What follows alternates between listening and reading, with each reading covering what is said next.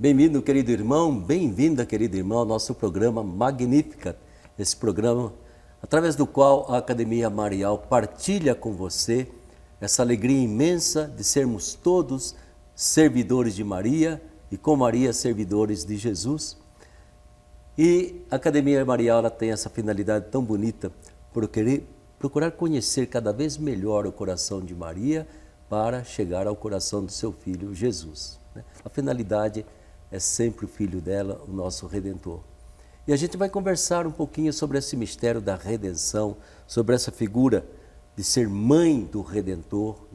E para conversar conosco, mais uma vez, eu estou convidando o nosso querido professor Vinícius Paiva, ele que é leigo, casado, 2 filhos, que torce para o Fluminense, bacharel em teologia, também fez o mestrado em teologia sistemática pela PUC do Rio Grande do Sul, fez a especialização em Mariologia, nosso curso de pós-graduação da Academia Marial com os deonianos, não é mesmo? E já está lecionando aqui na pós-graduação da 3ª turma, promovida pela Academia Marial e pela Deoniana. Vinícius, meu irmão, mais uma vez bem-vindo ao nosso programa. Obrigado, Padre Ulisses. É uma alegria mais uma vez estar aqui para falar daquilo que a gente gosta, que é falar de Nossa Senhora, falar da redenção, da salvação, sempre é uma grande alegria. Falar da mãe, né? Falar da mãe. Isso é tão importante. A experiência da minha vida, Vinícius, eu acho muito interessante. Já encontrei tudo quanto é tipo de mãe, né? Desde a mais dedicada até a mais desleixada que você possa imaginar. Uma coisa que eu nunca vi foi filho deixar de brigar pela mãe. Só acontece realmente no cristianismo ter uns filhos que brigam contra a mãe, né? Mas a gente falou na mãe, você está tocando em alguma coisa que é sagrado e não se mexe. Eu imagino então Jesus, como que deve ser a reação dele diante da mãe. Mas em tudo isso, aliás, eu estou esquecendo que o Vinícius é fundador da Associação Missionária Servos de Maria de Caná, né? Isso dá uma alegria muito grande para todos nós, para mim especialmente, que nunca falta vinho aqui. O milagre da água e vinho sempre acontece. Mas, Vinícius, quando a gente fala em maternidade de Maria ou em mãe do Redentor, qual a primeira ideia que vem em você?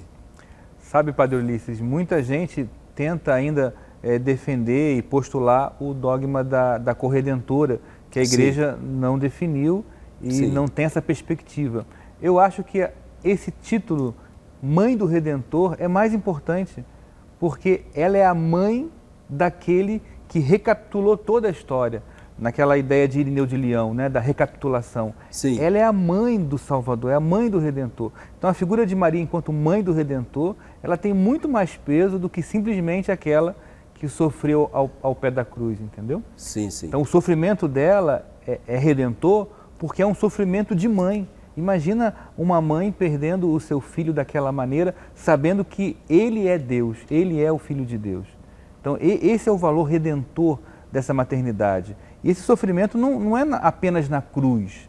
Então desde a criação, né, ela cria entre aspas, né, ela cria, educa, forma. Então em todas as etapas da vida de Jesus, a mãe estava lá.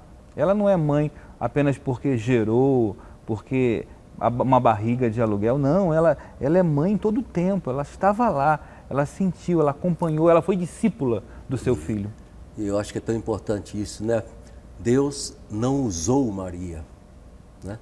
Ele, digamos assim, fez com que ela entrasse como protagonista dentro dessa história da redenção. E eu acho que é tão importante perceber, como você disse, não se trata apenas de ser uma barriga de aluguel de uma geração. Então a gente pode dizer a maternidade de Maria foi principalmente uma missão assumida junto com o Santíssimo Redentor. Sim, tem 2 expressões, Padre, que eu acho muito importantes. Densidade histórica e concretude existencial. A vida de Maria é uma vida densa, ela aconteceu na história. Então ela foi mãe lavando roupa do filho, ela foi mãe tendo que se preocupar como fazer esse menino crescer. E essa concretude existencial, ela foi mãe tendo que se redescobrir enquanto mãe, mulher e discípula. Então, a parte do discipulado de Maria, quando ela começa a seguir seu filho nesse caminho sinodal da igreja que já começa lá em Caná, o versículo 12 de Caná, para mim ele é muito importante, termina aquele primeiro sinal, o que ela faz? Ela desce para Cafarnaum com os discípulos, com o seu filho. Ali, a mãe se torna discípula Sim. e se torna irmã daqueles irmãos de Jesus. E isso é uma coisa muito importante, porque a gente vai lidar no congresso com esse termo irmã, né? E talvez se a gente tem uma visão muito estreita das relações humanas, a gente vai dizer, não, ela já é mãe, como é que vai ser irmã? E, no entanto, ela se coloca exatamente como irmã enquanto é discípula, né? Enquanto mãe, ela é colaboradora direta do seu filho, né? Enquanto mãe, ela faz com que o mistério da redenção não seja um ato cultual que aconteceu no templo, não, aconteceu na casa de Nazaré, como você diz, aconteceu em cada fazer, em cada trabalhinho, em cada momento da casa de Nazaré estava acontecendo a redenção, na medida que estava presente ali o Filho único de Deus, né? E Maria colaborando com ele, Maria dando-lhe a oportunidade. Então, nesse sentido, a gente de imediato estende a compreensão dessa palavra redenção, né, muito antes, muito além da cruz. Sim. Ou seja, encarnou-se, começou a redenção. Na verdade, esse projeto de redenção, né, quando o homem é criado, a humanidade é criada, Deus tem um projeto de comunhão com essa humanidade criada. O pecado original é uma ruptura original desse projeto. Então, a recapitulação em Cristo, essa redenção que o Verbo encarnado traz, é uma retomada desse projeto, mas numa instância muito superior, porque a comunhão original não é apenas o reestabelecimento da comunhão original, mas é um novo tipo de comunhão. Ó feliz culpa, né? Que bom que toda a humanidade foi redimida por esse ato redentor da encarnação. A encarnação já é um ato redentor, que lógico, vai culminar na cruz, né? Vai culminar, mas a kênose, a descida do Verbo, isso já é redenção, isso já é a redenção do humano, da humanidade.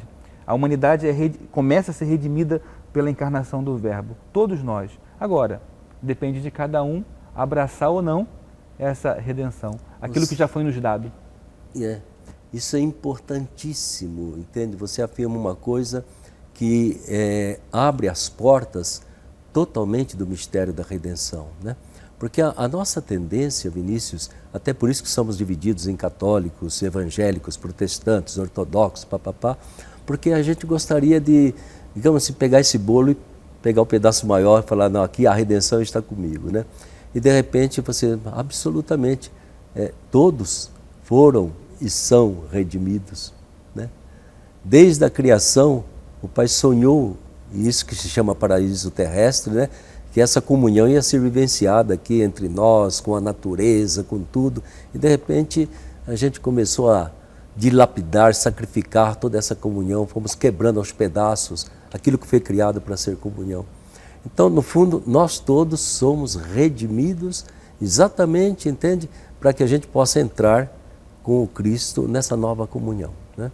Ser uma nova humanidade, né? Mas é todo mundo.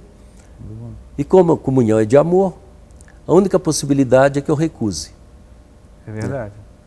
Como dizia Jesus, quem não for contra mim está a meu favor, né? Eu tenho liberdade de recusar, tenho, porque é uma questão de amor. Amor não se força. Mas somos todos, isso aí dá um consolo, dá um otimismo salvífico na gente, sabe? Padre Lauro dizia para mim, quando trabalhava lá na periferia de São Paulo, falei, Lauro, como é que a gente vai fazer para pregar para esse povo todo? Olha a imensidão, né, desse Jardim Sinhá, dessa Sapopemba aqui em São Paulo. Ele falou, eu sempre me lembro disso, ele falou, Ulisses, Deus não é perdedor.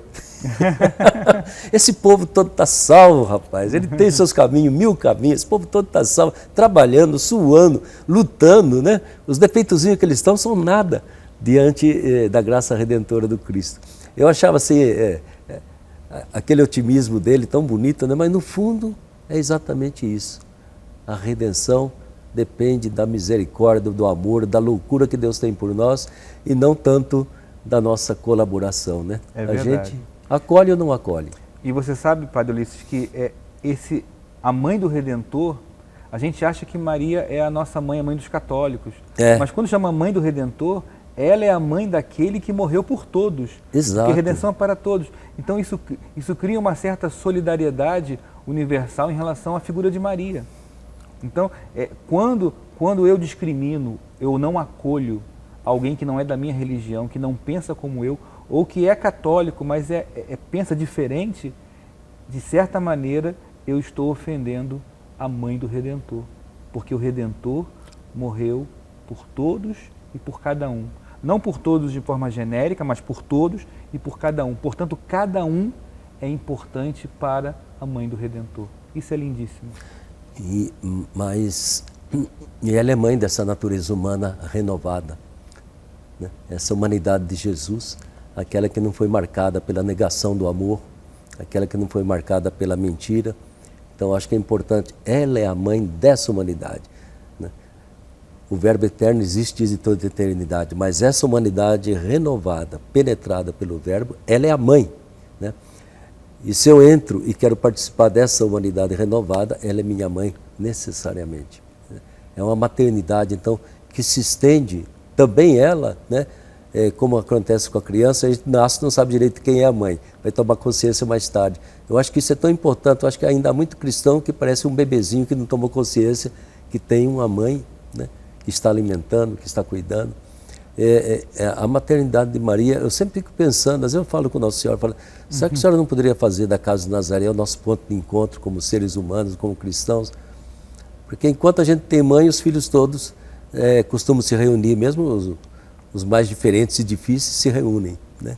Quando não temos mais mãe, a gente se dispersa, e foi exatamente o que aconteceu na história do cristianismo, né? Não quero mais visitar minha mãe, né? E essa figura da mãe-irmã, que o senhor falou, é tão importante, porque tem uma hora que a mãe tem uma limitação. Você veja, quando ela começa a caminhar como discípula, uma coisa é a mãe do Messias falar, a outra coisa é a nossa irmã de caminhada estar dando conselho. Então, a mãe que se torna irmã é a mãe que dá um conselho fraterno. Não apenas o conselho materno, mas o conselho fraterno de quem caminha junto. E hoje na igreja eu percebo, Padre Ulisses, que a gente precisa aprender de Maria esse jeito fraterno de acolher. Esse jeito materno e fraterno. Precisamos maternizar as nossas relações, e eu falei isso para os alunos da pós-graduação. O que é maternizar as relações? É ter esse carinho maternal, essa igreja do Papa Francisco, profundamente materna, acolhedora, que abraça antes de perguntar o porquê. Primeiro eu acolho, porque a mãe é assim. Se um filho cai, a primeira coisa é socorrer quem caiu. Depois até coloca de castigo porque fez a arte. Lá em casa é assim. Mas primeiro é socorrer. Então, esse cuidado maternal, essa preocupação maternal é fundamental para a igreja de hoje. E creio que isso também nos faz hoje, com a Mariologia, com a pós-graduação, com tudo que talvez a gente procura a partir da Academia Marial levar para as pessoas, né? Essa capacidade da gente também resgatar nos católicos o devocionismo, né? Para uma piedade mariana, que vê Nossa Senhora sempre dentro dessa dinâmica redentora do Filho, né?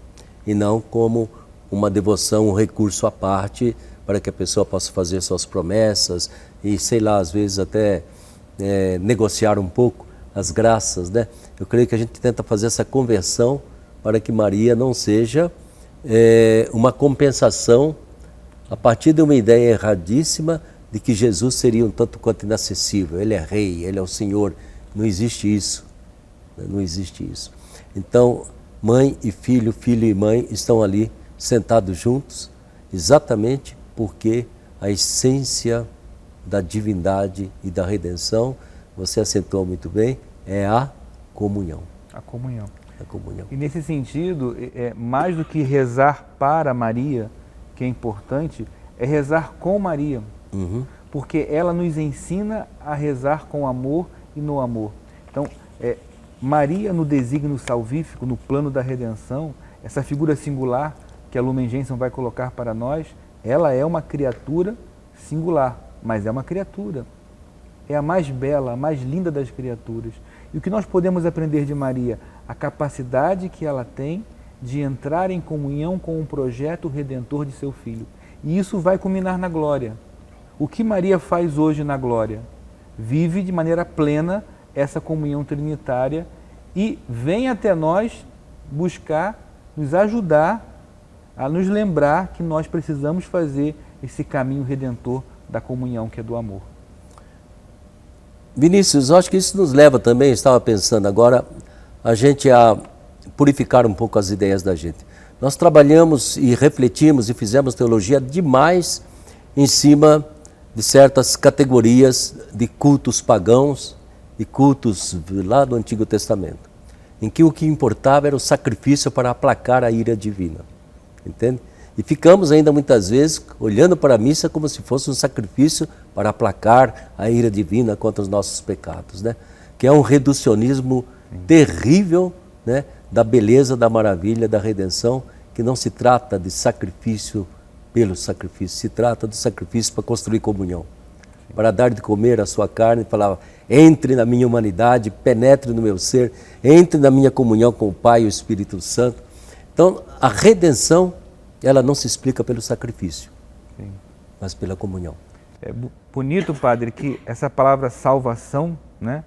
A gente pensa salvação assim como livramento, sim, mas salvação é cura. Então, salvar é curar. O pecado original é uma ferida aberta que foi curada com a salvação trazida pelo Verbo. Sim. Então isso implica que também nós tenhamos essa noção de que precisamos ser curados e precisamos ser agentes de cura. Afinal de contas, não é essa a função, por exemplo, do sacramento da penitência? E quantas vezes, infelizmente, se tem uma noção errada do sacramento, né? Então, essa visão de Deus julgador, que Deus, se eu pequei, então agora eu tenho que conseguir a minha absolvição da pena, senão estou condenado para toda a vida. Então, esse medo que se chega perto do sacramento e não se pensa nessa comunhão, nessa coisa familiar do abraço. Então, o sacramento é um retorno. Então, aprender de Maria, essa coisa bem familiar, bem de Maria, que é o colo da mãe. A gente fala tanto desse colo, e esse colo da mãe é essa visão que o senhor falou de comunhão, e não de apenas de expiação, sabe? Então, o pai que castiga o filho, prende o filho na cruz para poder pagar o preço do pecado e rasgar o... Sabe? Não, é um outro caminho que tem que ser percorrido. Por isso que eu digo, gente, muitas vezes é o reducionismo desse mistério maravilhoso da redenção em cima dessas pequeníssimas categorias de culto pagão. Né?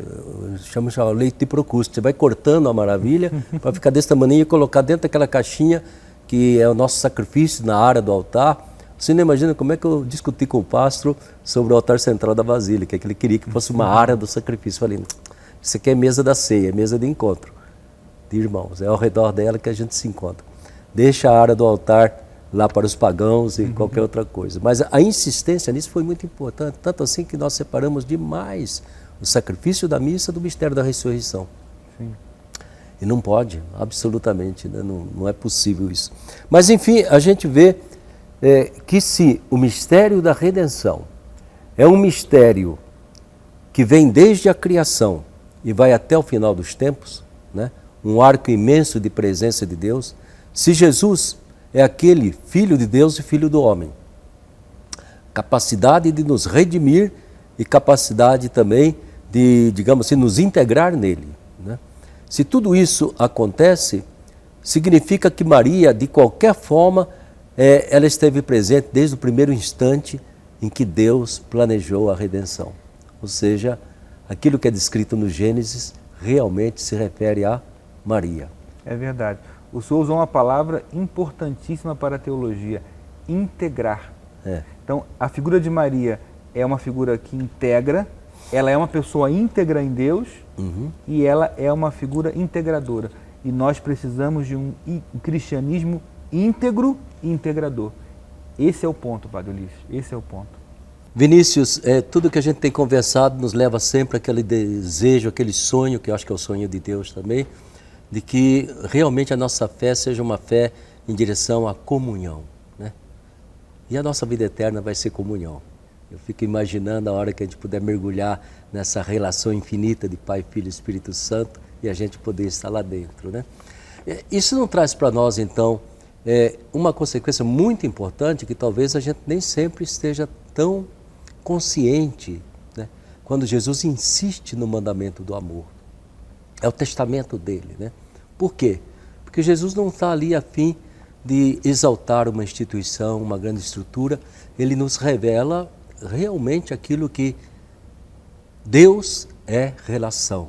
E a nossa salvação se faz pela relação. É justo isso? É verdade, padre. E eu penso assim, nesse mundo tão conturbado de hoje, tem coisas que parecem que são comunhão, mas não são comunhão. Então, num caminho onde tem várias possibilidades, a figura de Maria, a pessoa de Maria é importantíssima, porque ela é a mãe, que é a nossa irmã, que dá a mão, que fala, o caminho da comunhão é esse, vamos por aqui.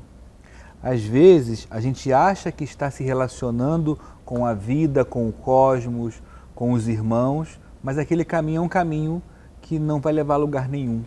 Então, por isso é importante caminhar com Maria. Ela nos ensina o que verdadeiramente é comunhão, porque a comunhão aconteceu nela. Ela, enquanto tabernáculo, templo, né, a Trindade atuou em Maria a partir da encarnação do Verbo. Então, ela sinaliza para a gente o exato caminho que é a comunhão trinitária, aonde ela já está.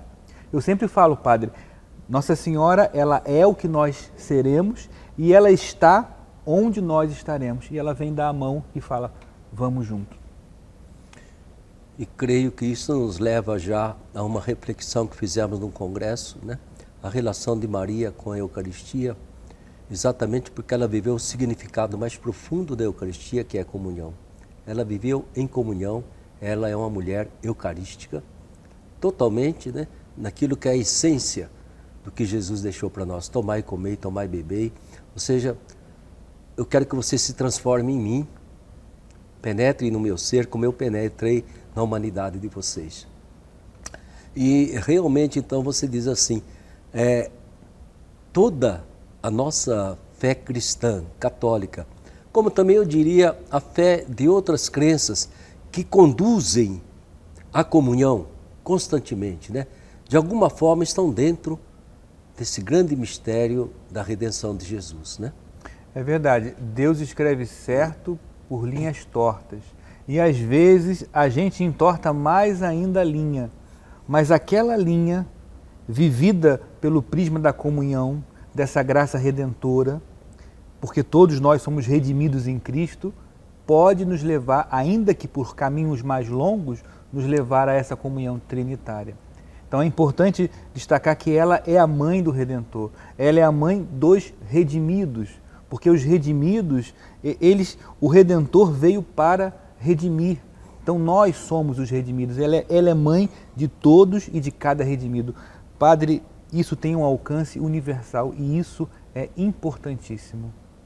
E é isso que realmente, ainda ontem eu estava dizendo, nós não vamos ter vida eterna, entende? Nós temos uma eternidade de vida na medida em que a gente vai construindo comunhão, né? Então já começou a minha vida eterna. E ainda que seja uma comunhão que constantemente eu tenho que refazer, porque investir a nossa vida em relação é investir a nossa vida em reconciliação, em perdão, né? Em recomeço, ou aquilo que Jesus fala, conversão como direcionamento de toda a minha vida, buscando constantemente essa eternidade da vida. Eu não sei como que vai ser aquilo que a gente pregava muito, o inferno, isso, aquilo, entende? Mas eu tenho certeza de que a vida eterna vai ser o máximo da comunhão possível, o máximo do amor possível, né? E às vezes eu falava com Deus assim, será que depois que morrer a gente vai ter alguma coisa para fazer? Não vamos ter nada que fazer, nós vamos ter que entrar numa comunhão tão forte, tão dinâmica, tão eterna, que vai desenvolver de uma forma, só os santos é que podem dizer isso. Mas isso também traz para nós, entende, uma dimensão muito importante E eu gostaria que você acentuasse, porque o nosso congresso vai focar um aspecto de Maria que eu acho importante, né? Ela, como plenamente humana, ela é para nós uma irmã em nossa humanidade, né? Pode-se dizer a irmã mais velha, então, né? Esse nome, irmã, será que ele tira um pouco da beleza do título de mãe? Não, pelo contrário. O Yves Congar tem uma frase que eu acho importantíssima. Ele fala: Jesus Cristo é o único e Maria é a primeira. Sim. Então, ela é mãe, mas sendo mãe, ela é a primeira na humanidade a apontar para essa redenção de Cristo. Então, enquanto mãe, ela nos precede como irmã na caminhada.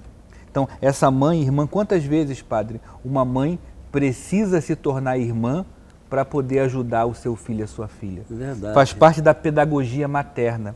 Uma mãe que não é irmã é uma mãe que não consegue entrar no universo do filho. Isso a psicologia mostra. Então, o nosso congresso vai ser lindíssimo, porque vai abordar essa figura da Maria irmã que continua sendo mãe.